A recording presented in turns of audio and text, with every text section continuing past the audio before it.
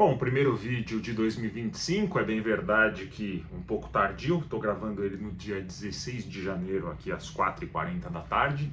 Não necessariamente vai ao ar no dia que eu gravo, mas estou voltando agora de umas férias aí um pouquinho prolongadas de vídeos mais longos. Os shorts eu sempre posto todos os dias, mas estamos de volta com um tema, diria, extremamente polêmico. Já gravei alguns vídeos sobre isso há alguns meses atrás.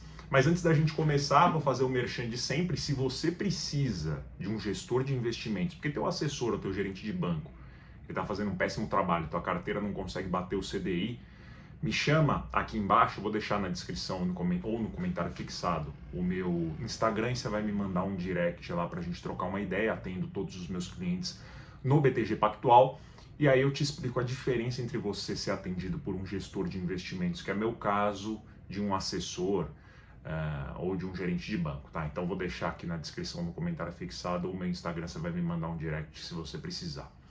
E aí é o seguinte, eu fiz uma postagem, o Threads, eu só uso o Threads, eu não uso o Twitter. Estou gostando bastante de utilizar o Threads porque ele me dá ideias de vídeo conforme eu vou postando as coisas ali. E ontem, às 18 horas especificamente, ontem dia 15 de janeiro, eu fiz um post por conta de algumas coisas que eu venho pensando, e você vai entender por que eu vou trazer esse tema agora. Eu vou voltar a falar de Instagram, tá? Instagram e hipergamia. Já falei isso há alguns vídeos atrás, eu vou deixar o link aqui do vídeo que eu trouxe, né, falando qual que é a correlação entre as redes sociais e a queda do Ocidente. Na minha opinião, tem um impacto muito importante essa ascensão das redes sociais nos últimos anos, com a queda da taxa de natalidade e a queda também do Ocidente. Eu acho que o Oriente está ganhando muita força nesse sentido e o poder está migrando para lá. E isso tem tudo a ver com as redes sociais. O que se trata o post que eu fiz? Eu também vou deixar aqui no comentário fixado para você acompanhar depois, tá? Dá uma olhada. Você realmente acha que vai encontrar o príncipe encantado? Vamos lá. Estimei a quantidade de homens no Brasil que atendam aos seguintes critérios: até 40 anos, renda acima de 10 mil reais, altura de 1,80 m ou mais, não obesos e que sejam solteiros e heterossexuais. Veja só, essas características aqui, se você for perguntar aí para tua irmã, para uma amiga sua, para uma conhecida, isso não vai ser nenhum absurdo. Ela vai dizer que concorda que esse é um perfil que agrada a ela. Homens altos, no máximo 40 anos, né, que estejam aí, que sejam jovens, não obesos naturalmente, solteiro e heterossexual, tá ok? Ela muito provavelmente vai dizer que concorda bastante com essa lista aqui, e eu tirei justamente de algumas pesquisas que eu fiz para fazer esse post aqui. E aí, continuando, o resultado: apenas cerca de 0,059% da população brasileira, ou algo em torno de 125 mil homens, se encaixam nessas características. 125 mil homens, ou 0,06% da população brasileira, da população brasileira. E isso sem contar características como beleza, charme, carisma ou química, né? Ou seja, isso 0,06% é quase tão difícil quanto ganhar na loteria. É óbvio que assim, a gente sabe que a Mega Sena, a probabilidade de você ganhar é 1 sobre 50 milhões, óbvio que é muito menos do que 0,06%, a probabilidade é muito mais difícil, mas tem algumas loterias que chega próximo dessa probabilidade. E aí é o seguinte, veja, dentro desses 125 mil homens, eu não estou considerando a questão da beleza, que talvez seja o pior critério de todos, o que mais eliminaria homens, né? Porque já tem pesquisas que indicam que, dependendo do país, entre 5 a 12% das mulheres dão like no Tinder, né? Então, assim, se você for botar 5%, isso daí vai dar 6 mil homens no Brasil que se enquadrariam dentro dessas características, só acrescentando beleza, né? Então, aí, se você for otimista e colocar os 12%, vai dar uns 13, 14 mil homens no Brasil inteiro. 13, 14 mil homens no Brasil inteiro que se enquadram nisso daí. E veja que eu não estou sendo, assim, 10 mil reais. O Brasil hoje, ele é um país em que a classe média, ela foi completamente achatada. Não existe mais classe média no Brasil. Ou você é rico ou pobre, tá? E quem ganha 10, 20 mil reais por mês é pobre, tá? Então, eu estou colocando ainda uma régua ali de R$10.000 por mês, que é bem tranquila, né? Bem tranquila que eu digo assim, em comparação com outros países, por exemplo. Então, vamos lá, para você ver aonde eu tirei as informações, tá? Então, homens até 40 anos, segundo o IBGE, o Brasil tem cerca de 100 milhões de homens, aproximadamente 50% tem até 40 anos, ou seja, 50 milhões de homens. Existem alguns problemas nessa conta que eu estou fazendo aqui e eu vou falar quais que são. Existem algumas limitações, né, que precisam ser consideradas. Então, 50 milhões de homens. Segundo ponto que eu falei, salário acima de R$10.000. Dados do PNAD, da PNAD, indicam que apenas 5% dos brasileiros têm renda superior a 10 mil mensais. Aplicando isso aos 50 milhões, que a gente viu no tópico anterior, sobram 2,5 milhões. Altura de 1,80 ou mais. Alguns estudos mostram que apenas 15% dos homens no Brasil têm essa altura. Com isso a gente chega a 375 mil. A gente está reduzindo, está fazendo uma escadinha. 4. Não obesos. Segundo o Vigitel, cerca de 22% dos homens são obesos. Então 78% não são, isso reduz o número para 292,5 mil. Solteiros. Dados do IBGE mostram que 45% dos homens até 40 anos são solteiros. Então agora, seguindo a conta, 45% de 292,5 mil, você chega em 131,6 mil. E heterossexuais. Pesquisas globais sugerem que cerca de 95% da população é heterossexual. Se você aplica esse número, a gente tem cerca de 125 mil homens. Tá? Chega no 125 mil ou no 0,06% da população brasileira. E aí, assim, quais que são as limitações dessa minha conta, né? Então, você parte lá dos 100 milhões de homens, aproximadamente no Brasil, e você vai chegar nos 125 mil. Quais que são as limitações? Primeiro, o primeiro ponto, os dados eles são generalizados, as informações de altura, renda, estado civil, vêm de pesquisas amostrais e podem não refletir com precisão toda a população, porque imagina o seguinte, né?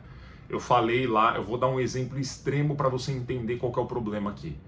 Você tem 100 milhões de homens, você tem 100 milhões de homens e 100 e poucos milhões, 108 milhões de mulheres no Brasil, tá?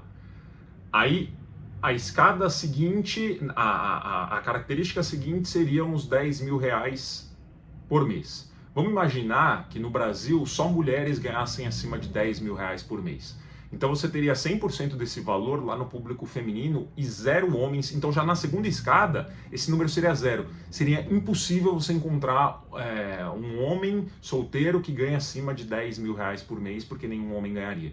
Então você não tem como saber nessa intersecção, nessa conta que eu fiz, falando que 5% da população brasileira ganhava mais de R$10.000, se essa conta ela é justa em cima da proporção dos homens. Eventualmente mais do que 5% dos homens ganhem acima de R$10.000, porque a gente sabe que no Brasil os homens têm uma renda superior às mulheres. Então faria sentido você utilizar um número maior do que 5%, por exemplo, né?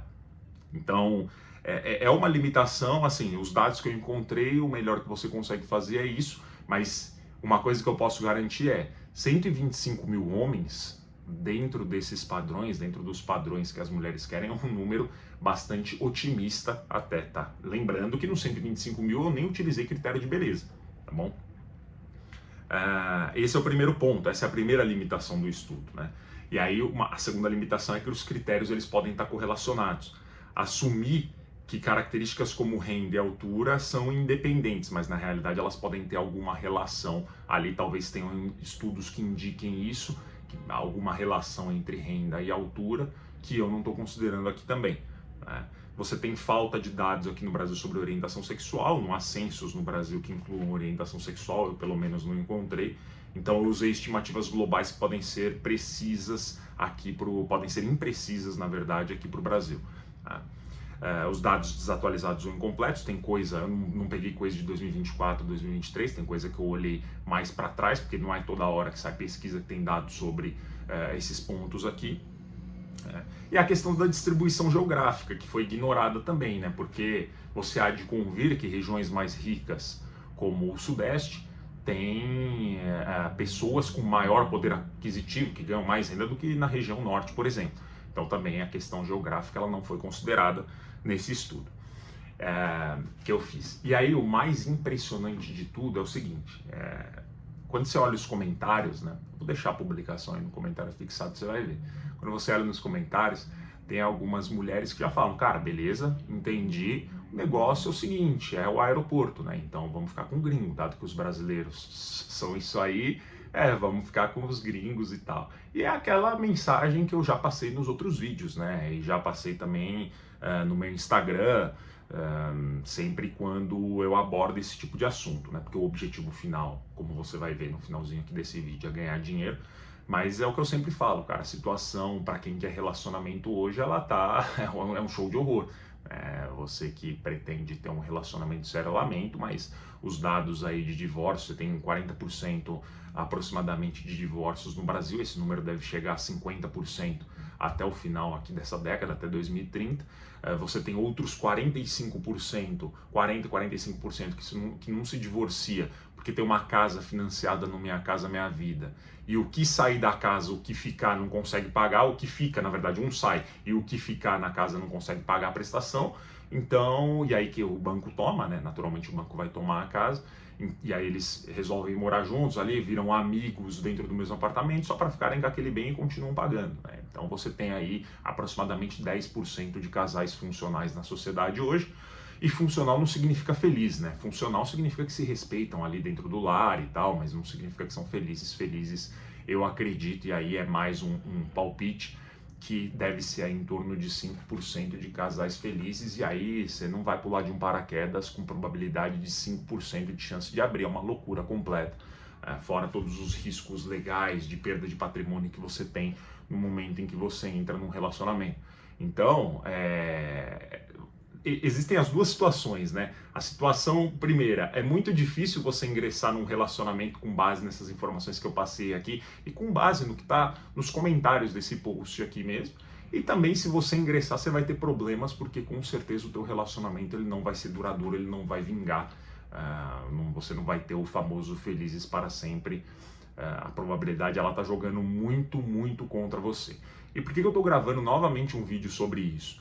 Porque no final das contas, a proposta do meu canal aqui vai fazer algo que nenhum gestor de investimento na Faria Lima faz, e não tem nenhum canal no YouTube que faça o que eu faço dessa forma. Porque se você quer investir em renda fixa, quero entender por que o juro está alto, ou qual que é a melhor classe de ativo para investir agora. Cara, se você quiser isso, você vai ter que entrar na Avanza, que eu faço isso diariamente. Eu acompanho o mercado diariamente e faço as alocações para os meus clientes. Agora, aqui no YouTube, a proposta ela é totalmente diferente. O que eu faço aqui é trazer as minhas teses de investimento e como ganhar dinheiro em cima de determinadas situações que eu vejo no dia a dia e que outros gestores, nenhum gestor no mercado, vê dessa forma. O cara ele está sempre ali na frente do terminal Bloomberg, está olhando a curva de juros, está olhando expectativa de inflação, inflação implícita das NTNBs, etc e tal. Só que isso todo mundo faz. Para você ter um diferencial em cima disso é muito complicado.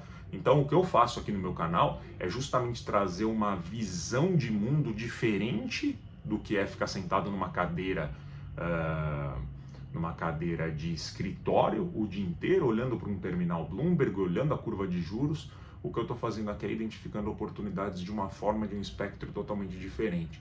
E isso já vem desde outros vídeos, como eu falei. Esse vídeo que eu deixei no início, num card que passou aqui no início desse vídeo, você volta ali e assiste ele, porque é uma sequência de 2 ou 3 vídeos, se eu não me engano, eu explicando por que o Instagram ele é tão importante nesse salto da hipergamia. Eu não tenho nada contra isso. A hipergamia ela foi muito importante para a evolução da humanidade. Já tem estudos do genoma humano que indicam que cerca de 20% dos homens somente se reproduziram. E aí tudo bem, as mulheres sempre olharam para os 20% do topo, isso não tem problema nenhum. O ponto é que a hipergamia ela intensificou tanto isso, que a gente está vendo que agora os homens do topo são 0,06%, eu diria. E isso daí ainda está bastante otimizado, né? Bastante otimista esse número, né? Porque ainda falta colocar aí a questão da beleza, como eu falei, que é muito importante hoje em dia. E tem um outro detalhe, porque quando a gente olha para o 0,059 aqui, ele está sobre a população brasileira. Beleza, se você pegasse só sobre os homens, você basicamente dobraria esse valor. Então você, ao invés de 0,06, você vai ter 0,12 por cento dos homens. Só que aí na hora que você colocar a beleza como fator importante ali, esse número vai baixar significativamente, né? Então você vai ter aí, como eu falei, 12 mil homens em cima de 100 milhões, você vai ter um percentual irrisório de homens que satisfazem as preferências femininas nesse momento. Então assim, financeiramente, como é que eu posso ganhar dinheiro em cima disso?